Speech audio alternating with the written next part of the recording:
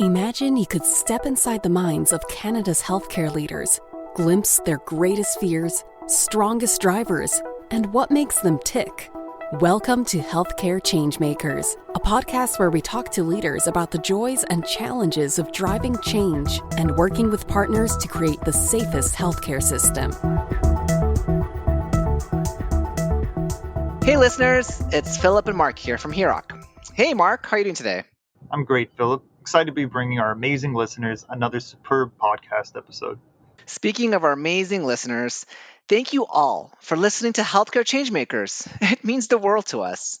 And we encourage you to keep engaging with us. If you have a story idea or perhaps a guest you'd love to hear on the show, just drop us a line at communications@heroc.com. We always love hearing from you. Okay, let's get to the real reason we're all here today. Our guest is Dr. Jackie Schleifer Taylor, President and CEO at London Health Sciences Centre. Now, if you haven't heard Jackie speak, then I'm giving you a heads up right now. Go grab a pen and paper because she's going to share a ton of valuable knowledge with you today. You're right, Philip. The listeners are in for a treat. I also felt very inspired and motivated hearing Jackie's stories on the show. So let's get to it then. Hey, listeners, we're so delighted today to have Dr. Jackie Schleifer Taylor from London Health Sciences Centre with us. So welcome, Jackie. Thank you so much, Philip. Happy to be speaking with you. Before I get into the tough questions, I do want to start off, Jackie, by just saying, you, for me personally, I know this may sound whatever, but you're actually, you're an inspiration because, you've broken down some barriers, and it's because you've made an impact, and I can see it. And I know I was just mentioning to you earlier how, my CEO, Catherine, talks about the impact you make. And other people in the sector, like, our good friend Jason talks about the impact you make. So I just wanted to say thank you first, before we get into the interview. Thank you for that. I think, Wow. it's important that we have some, leaders such as yourself who I can look to, and other people of color, but, not even that, but just in general can look to and be like, how can I be like Jackie? Oh gosh, thank you for saying that. I don't have a comment after that. Thank you. Talking about it just now, what do you personally attribute to your drive to make an impact? Wow, that's a great question. Honestly, I don't know if it's the same for everybody else, but I was so focused when I entered healthcare. I was completely motivated by the fact that I grew up with family illness, disability in my family. It was what I knew our whole childhood, and my memories are always revolving around how the health system intersected with everything in our lives, and I just found through that at a very early age, something seemed not as perfect as I had hoped it would be for just the experiences we had, and I was motivated, to see how in some small way, I didn't imagine what way, that I could maybe be part of the system through a profession and make it better, have in my own way, some sort of impact. So I was really always purpose driven in what I thought would be, impacting one life at a time or one family at a time through becoming a physical therapist. And it evolved from there. But I would say, Philip, that I've never, ever not been purpose driven in every opportunity I've had. And the purpose has always remained the same, just to make things better. Well, I can definitely feel it because it's what you are putting out there. It's so authentic, and that's, I think, why people are drawn to your style, and want to be part of the change you're making. So, Wow, thank you for thank that. you. So you've been in the role of President and CEO of London Health Sciences Centre now for coming up on 2 years. So given that you were part of the community before becoming the CEO, what's something you've learned about the organization along the way and your staff, since stepping into that role? One of the things that I definitely have learned about Team LHSC everyone, volunteers, the staff, physicians, learners, just everybody, is that it was tough during the pandemic, and we all went through the pandemic together. And I did know that everyone was strong and resilient and all the things we all had to be across the system. But I actually learned, and as CEO, you get to create even more ways in which staff and individuals can reach out to you. And I totally opened the channels for that, because I know that I want to hear from those that would know better than I would about what could be better, what we need to do to recover from this really terrible period we all lived through. And what I learned about staff and everyone here is that just when you think you couldn't ask more of them, they give you more. Like they lean in even harder and stronger to be able to see more patients, to be able to support their colleagues, to be able to support me.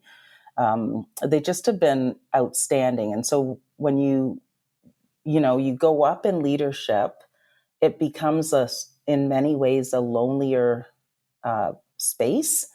But I learned that it doesn't have to be if you basically are the same and you even create more overt ways in demonstrating you want to be the same person. People just come into that. So that's a learning that I had. I've been doubled down on creating the space of accessibility to me so that, I can create that opportunity to continue to learn myself. And I think what I learned as an organization is when you're in the side LHSC, despite the fact that we're a community of 15,000 people, more than 15,000, it feels so family-like that you forget how big you are. So what I learned in this seat now as CEO is that when I go out and interface outside of our walls, no matter what the stakeholder group, I'm likewise very conscious of creating space for those voices and any assertions or expectations that, we're going to be the big LHSC coming in. That's not who we are. We don't want to be that big foreboding partner. So I just learned that, sometimes a big organization of our size can feel that way and almost foreboding to others. And so that was a learning. And I'm glad that I cottoned on to that so that I could then create the space for our stakeholders. And does your clinical background help you today in leading the organization as well and connecting with patients and families and staff? Yeah, every day, Philip. Every day I'm grateful for the privilege I have of remaining a registered physical therapist, and I stay current in my regulatory and professional association materials, and I am serving through the lens of a physical therapist in my CEO role. Like I never forget it. It's interesting when you are a health professional and the very things that you'd bring to the direct patient care experience, you bring it to your leadership decisions. And so I would say for me, my clinical background grounds me in what I do and how I look at things every day. Very cool. And what is your approach to developing leaders at the organization? I guess both formally and informally. Okay, everyone is in their own way a leader. And my philosophy personally is that as many decisions that can be made locally by those who would know um, ought to be supported to be made locally. And so it's interesting. There's a number of things I think interesting about this time of all of us coming, out of a pandemic where health, human resources are scarce, and we've seen a migration of not just people out of the sector, but people coming into the health system who want to work a little differently. I think when we have that reality in front of us, it's the perfect impetus to say, okay, what was it about the leadership trajectory that was perhaps stilted or stifling or linear? And what do we have to do differently now to not only keep people on the path to leadership if they want and choose that, but also seek out and encourage people in their interests they might not even know. So informally, we're doing what we call talent spotting on a regular basis. Every leader, current leader, is charged with that. And what that is identifying individuals who, through some action or their own initiative, express even the remotest inkling about an interest in leadership, and offering them a plethora of courses free of charge that we have available at the hospital. Some of the content in which we've created ourselves over the years and cataloged, and some that are from outside sources that we're making available. In addition to that, we are formally supporting leadership growth and development through acquiring the Canadian College of Health Leaders Certified Health Executive certification, and we're formally putting every level of leadership through that in cohort waves, so that we can create this group of individuals who have the same framework of leadership and to speak the same language, and thereby, sort of encourage and inspire other leaders. But we're also thinking about, even from a recruitment perspective and an internal succession perspective, we're thinking about ways in which our regulatory colleges have looked at the way we recognize professionals and leaders. And we're adapting to something called prior experience assessment reviews. So instead of looking for a specific credential that someone might need for a leadership role, we're actually asking ourselves, has their experiences to date, even outside of health, enabled them to bring some characteristics or competencies that the health system of today and tomorrow needs? So we're just expanding our thinking about leadership and the approach to encouraging people to bring their whole selves and their new ideas and their different ways into our leadership sphere. I love how it's yeah, no, I'm hearing about it. I'm writing or like taking so many notes. I like that it's multi-pronged approach as well. So I hope listeners, you took notes as well. But I love the talent spotting, a bit more informal, and the courses and the library of resources you have, and of course our friends at the college. It's good for the CHG, and I like that how you put it about how you talked about the cohort and how it allows the group, those to take it together, and of course be on transparency, be on the same page. And you mentioned the succession and the recruitment. That was really good.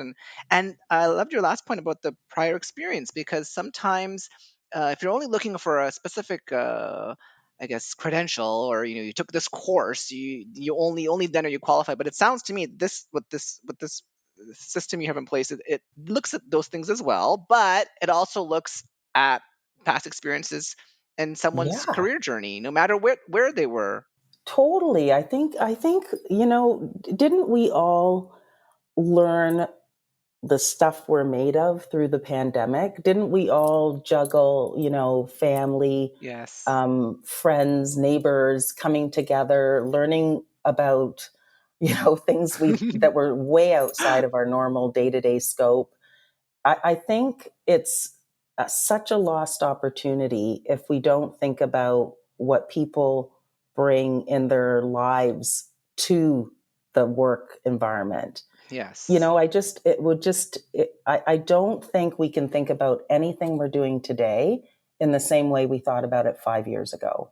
I even think about it as you were talking about. I was even thinking about it from even before the pandemic, when university days. I was working in retail, and colleagues were working in the hospitality, and even picking up those skills of people skills. Like those are we Totally. sometimes people underestimate those things, but like learning to say hello and being comfortable in your own skin and saying, "Do No, you want to try this on?" That's a really important skill to know too. Philip, that's a perfect example. I think once upon a time when the whole pace of life was a little slower. And I, I'm old enough to remember that time in the health system, where it just seemed like everybody was moved a little more slowly. Nobody passed each other in the hallway without saying hello. Um, you know, we need to get back to that. We need to get Yes. back to understanding that sometimes it's the soft skills that'll Yes. take us further. Sometimes it's the very essence of human connection, kindness, just the pause before the action that'll make the difference. That's the leader of tomorrow we need in healthcare. It's not all about efficiency and what you know. And in fact, I think the most important things in leadership you're taught before the age of 7.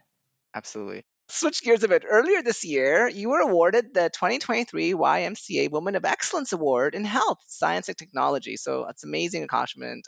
Congratulations. So can you share with us a few examples or initiatives that seek to advance health equity either at at London Health or within the community you serve? Well, thank you for that. Congratulations. I have to say it was a big, I was, it was, I was shocked and Aw. completely overwhelmed, to be honest with you, um, in every way about that, because I was and I am and I Aw. remain that way and Aw. grateful for it. I fundamentally believe that as London's only acute care hospital, this is where Londoners birth. This is where Londoners come for emergency care to one of our 3 emergency departments. And because we are the acute community hospital for London, as well as a regional academic tertiary quaternary center for the region and the province, I never forget that we have to care about everyone in the community, and we have to care about them before they arrive at our doors, no matter how they get here, and we have to care about them after they leave our doors. So what we're doing at LHSC now is ensuring that we pay very much attention to our community role in terms of recognizing the social determinants that bring individuals to us, recognizing that if we lean in and partner with community and social services agencies, with the education sector, with fire, emergency services, police services, our city council, our business development community, that we can make a difference and perhaps prevent the need for health in our walls if we pay attention to the health supports outside of our walls. And I think with that commitment to serve our community, it means that health equity is something that we are organically tackling. Every community, well documented evidence that goes back decades. Every community has challenges with equity in our health system sphere. And we believe that that's an upstream and a downstream approach to combat that. So that's our commitment over the past 2.5 years. And we're just now earning, I think, the trust of some of our community partners and agencies that I would say we hadn't formed relationships with before. It takes time to develop trust and that commitment to be believed and understood. We're backing into their solutions. We wouldn't be expert. We just know that we ought to be there, Yeah. and that's what we're doing in a nutshell.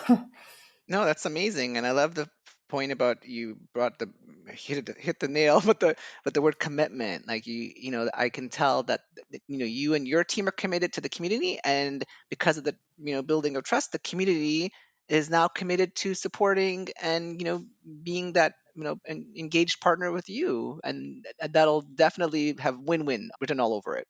Thanks, Philip. I just know that if you work in healthcare, it doesn't matter what your job, you're so privileged, you're so fortunate.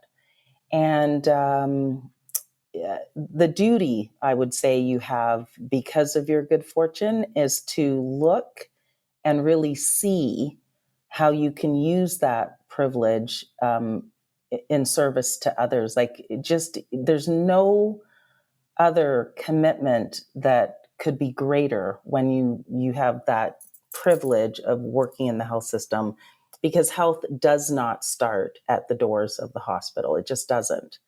And in fact, an inattention to everything outside of our doors can create the need to be in our doors. And it just makes sense, but it is a commitment, and we're dedicated to it. Absolutely. And then, quite frankly, it's also a culture change because, like you said, that people may not have trusted the systems around them in the past. And so to reframe that, to say, hey, you are the community. We want to make sure that you don't end up here. So how can we help Mm-hmm. you with that? And so I Yeah. think that in itself is like a huge undertaking. It's not, people may think, oh, it's easy. They just put in their strat plan and there's lots of work involved for sure. And, just on that point, it's a really good point. Throughout the pandemic, every community, every hospital across the province and in the country, probably around the world, have wait lists and wait times that have grown, Mhm. have just that added pressure to catch up with what we lost in access during the pandemic years at the height is particularly. And that, I think, you want to be overt in recognizing that and making sure that your community knows that you're doing everything in your power to to make that catch up period as short as possible. And I also really value the point about, in healthcare service to others. I don't know that, and that's why we make it a point to, find stories, and that's what we were talking about earlier today about, your team was talking about emergency preparedness, and we're like, wow, if one other healthcare organization across Canada can learn what you and your team have implemented, that's like joy to us, because we're like, wow, one other healthcare organization learned from another healthcare. It's not us dictating and lecturing. It's like, wow, these folks at London put this in place. They tried it out. They implemented it, and it's working. Like, let's share this and amplify this. And so, me and my team, we make it our service is to you and the community, and to your community, and to the community healthcare professionals to like say, hey, let's learn from one another and share that. So I'm so happy you mentioned that service to others, because you're right. It's anyone who touches healthcare who has that passion, and I know we do for sure, but and I can feel it through you as well. No, totally, Philip. I would say Hurock is one of the um, I would say you are the catalyst for system excellence across the system. I would just say we don't take the support lightly. I know it's a service provision, but we actually don't feel like that. We feel as though it's a partnership with Hurock, in all candor, because it is conversations and the materials and the relationships that you develop with the hospitals. Everyone that I've worked in throughout my career, it's been the same, and it's so incredibly important that it's a two-way. So Yes. appreciate that. I appreciate your comments and the opportunity to just put that in. Having a good network of people around you is important, and these people can be your support system and sounding board, or of course, and mentors as well. So do you personally have a circle like this that you go to, and if so, has there been a piece of advice that stuck with you, that someone has offered you personally? Great question. I don't think anyone reaches any level of success without a circle of people who just lift them up in every way, and the circle obviously is always small, the higher up you go, but there's always a circle. And I would say my circle has included um, my parents, I would just say, They Yeah. always gave us, each of us, myself and my siblings, the impression that we could fly, Oh, I love that. which is a gift I've always cherished. And then I had early in my career a few individuals throughout my academic career. Molly Verrier was a professor at the University of Toronto. She's still, I believe, a professor emeritus there. And she just was one of the people who was constantly saying, not can you do it, when will you do it? I like that. Today I'm very fortunate to be in the role I have, accessible to other hospital CEOs, not only in my region, but in the GTA where I most of my healthcare career has been, except for the last 8 years in London, and reaching out to those colleagues.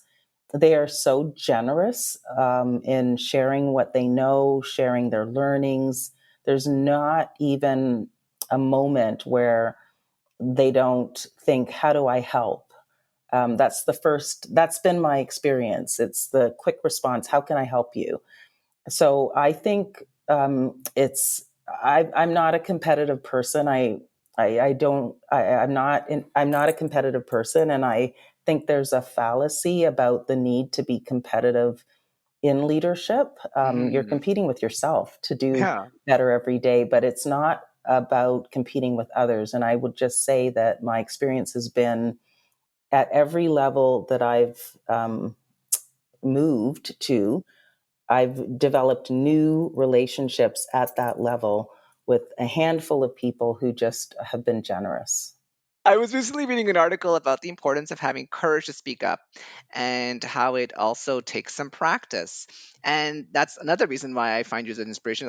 We were at a few events together over the past year, and just I know it's not easy speaking, but for me it's difficult. But you did it, and I saw the reaction from everyone in at those various moments, and people were like, "Oh, and because you spoke up, they learned something new, or they were like they maybe not didn't see something that perspective." And so I guess my question to you is, do you have any advice to other healthcare professionals to be more open to speaking up and sharing ideas and thoughts, and just generally being more actively engaged in making an impact? Early in my career, maybe it was my first leadership role at the director level. I had I had an idea, and I wrote a briefing note for the executive I reported to. And when they received the briefing note, they thought the idea was too um, out there, sort of Huh. too out of the box. And I was at that time writing that briefing note, but the way it moved from me up to the executive table at that organization at the time was that the briefing note would then be changed and cited the author of the executive. So when the briefing note moved up to the executive table, that leader changed my recommendation to a more casual or more a safer recommendation, I'll call it. And as the CEO left the room at the end of that meeting, the CEO turned to me and said, I would have thought you'd have been bolder. Oh. And what I would say about that is that I learned then that it was okay. I'm always easy on myself when I make mistakes because I wake up every day and try my hardest to do the best I can do. So Hmm. I'm very forgiving of myself when I make mistakes. And I grew up that way. My parents looked at mistakes as learnings, and there was no grief around making a mistake. What feels crappy is not doing something because you didn't try, Yeah. or someone else squished your idea. So when I had that early experience, it was probably around 2000, of someone taking my idea and changing it, and then it's being seen as a fail. That didn't feel good. And after that, I really doubled down on just being myself and owning my voice and sharing my ideas. And I just learned over time that everybody has different ideas and everybody Yes. just wants to be themselves. And if you just do that and just always walk in your own shoes, I just think it makes people more comfortable to start to do that as well. Truly. So I don't feel as though it's courageous. I just feel as though I'm being true to myself, and and I am always true to myself. I'm the same, Yeah. no matter what the room, no matter who I'm with. I'm the same person. It just is so much easier. I've received a lot of advice throughout my career journey about how I should dress, how I should be. And I know that all of that advice over the years, including advice I received from many people as I started this role, um, all well intentioned, all fabulously, lovingly, provided. I'm an introvert, and so the idea of having to put on an extra coat of an art, like I just couldn't do it. It's No. hard enough for me to be out there Yeah. without having to be out there and being someone else. Thank you again, Jackie, of course, for this opportunity. And being in the background, it's just been such a pleasure. Listening into your thoughtful answers. My question is more about culture and building, a strong organizational culture. Of course, is such a crucial thing. I was wondering maybe how you go about, cultivating, a culture of continuous learning, a culture of empathy and excellence among the staff at London Health Sciences. Thanks for that question, Mark. Thank you for that. I think culture is created a person at a time. I think in leadership, I think it starts at the very top. I think it starts with the board and the CEO and the leadership team being the culture that they want to exist. And so I do think, though, it is a person at a time. It is never being too hurried to stop in the hall and talk to anyone who needs your assistance or who's passing by. It means when you make mistakes, owning them. And being very forthright to not only the leadership team but staff when a mistake has been made.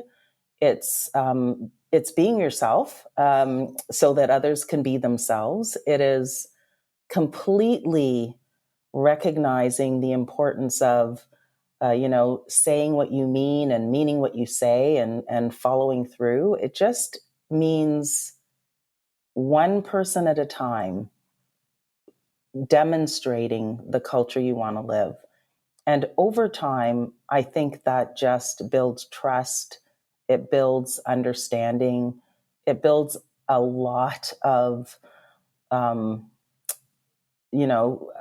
the tipping point is arrived at where then any other culture stands out. Anything short of what you're trying to live and breathe every day becomes the anomaly. There's that tipping point that just happens. And I just believe that it's hard to work in healthcare. I'm not saying it's not rewarding at times. I'm not saying there aren't joyous moments at the bedside and in the boardroom, but a lot of it is hard and it's a lot of pressure and it's a lot of accountability that you're trying to get right. So joy at work is something you have to actually create and promote and mean as a commitment as well. And I think it's a great question, Mark, because you just build it over time. Mm-hmm. Now, this is hopefully the easy part of the interview. It's called the lightning round. I'm going to ask you a bunch of questions. You can answer with one word or one sentence or however you want. It's up to you. Okay. So the first question is, what was your first job ever? I believe my first job was as a receptionist at the Anishinaabe office in downtown Toronto. It was a Oh, summer job. I loved it. what do you do to recharge? I spend time with my family and friends. That energizes me. I would say I don't get enough time with my husband and our adult children and my friends. So when I'm with them, I'm very present. I work hard, but I also love hard, play hard, and anytime I'm with family or friends, I'm just really present, just as present as I am at work. No, We're at work together. I think of work as my work family. So we're together 12, 14 hours a day. And there's no such thing as a weekend in my role, really. Long evenings. So when I can and am on vacation, I carve out that time and I'm purposefully recharged in the company of my loved ones. it's so true. Who is a living leader you most admire? I really admire Barack Obama. Ah, very cool. I guess he's not a living leader. I guess he's not currently a leader, but if you're president of the United States, I guess you're always president. If I came to you and said, "Oh, Jackie, I need you to give a 40-minute talk on because we need to fill a gap in a conference or something, and it can be any topic whatsoever," and you're like, "Oh, okay, I can do this. I got this." What topic would come easiest to you to talk about for 40 minutes without preparation? Kindness and leadership. Ah, that's a good one. I like I that. would love to talk about that because I've just seen it so much in the last few years. So you can give a bunch of examples too. I could give a bunch of examples. If you weren't in healthcare, what would you be doing? You know what? I think I would love to run a drop-in center, Ah, drop-in center cafe, something like that. Yeah, I'd like to have a place where young and older individuals in the community could drop in for and be social together. Maybe an exchange, a bit of an exchange, clothing exchange or something could happen in that space. Maybe a few laundromat, washer dryers could happen in that space. But I've always wanted to do that. Like that create a sounds cool. community space that was just creating community. Definitely what we know we need nowadays, and I would pop in. I'd come in and Okay. I could Well, I could I could lead a talk with those who want to talk about any top trending TV shows or movies. okay. Well, I will hold you to that. If I ever do that, I will definitely come after you for that promise. 100%. Well, Jackie, this was an amazing conversation. I don't know, maybe I probably took like 10 pages of notes here just because you gave me so many great points and things just, even for me personally to, work on myself. But I know our listeners will take a lot out of what you offered up today. So thank you so much for being with us today, Jackie. Thank you so much, Philip and Mark, for inviting me. Thank you so much. Appreciated it. Thank you for listening. You can hear more episodes of Healthcare Changemakers on our website, heroc.com, and on your favorite podcasting apps. If you like what you hear, please rate us or post a review. Healthcare Changemakers is recorded by HEROC's communications and marketing team and produced by Podfly Productions. Follow us on Twitter at HEROC Group or email us at communications@heroc.com. We'd love to hear from you.